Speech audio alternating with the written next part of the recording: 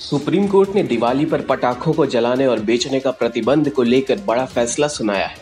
Court ने अपने फैसले में कहा, पटाखों पर पूर्ण प्रतिबंध नहीं होगा। साथ ही कोर्ट ने पटाखों को जलाने व बेचने को लेकर कई शर्तें भी रखी हैं। बता दें कि प्रदूषण की वजह से पटाखों को बेचने और जलाने पर रोक लगाने के लिए कोर्ट में जनहित याचिका दायर की गई थी, जिसकी सुनवाई करते हुए कोर्ट ने अपना फैसला सुनाया है।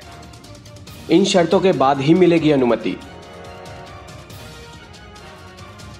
कोर्ट ने पटाखों को जलाने और बेचने पर भले ही पूरी तरह प्रतिबंध न लगाया हो, लेकिन लोगों को कोर्ट के द्वारा निर्धारित की गई कुछ शर्तों को मानना पड़ेगा। आइए आपको बताते हैं क्या है कोर्ट की शर्तें।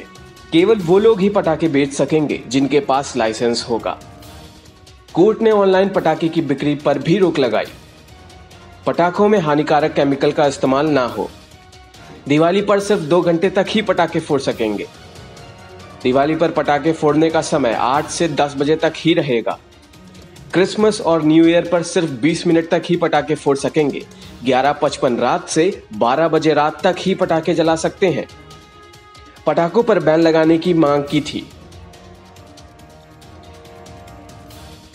बता दें कि 28 अगस्त को वायु प्रदूषण को नियंत्रित करने को लेकर पूरे देश में पटाखों पर बैन लगाने को लेकर जनहित याचिका दायर की गई थी।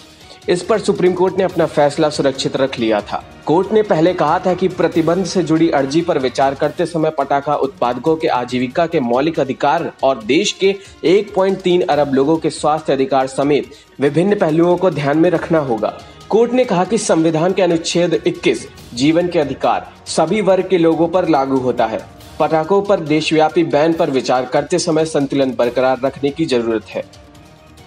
पटाखा कंपनियों ने कोर्ट में रखा था अपना पक्ष।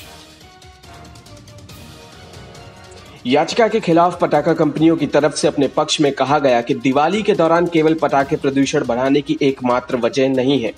यह प्रदूषण बढ़ाने वाला एक कारक है और इस आधार पर पूरे उद्योग को बंद नहीं किया जा सकता। सब्सक्राइब करें हमारे YouTube चैनल को और हर अपडेट पाने के लिए बेल आइकन को दबाएं।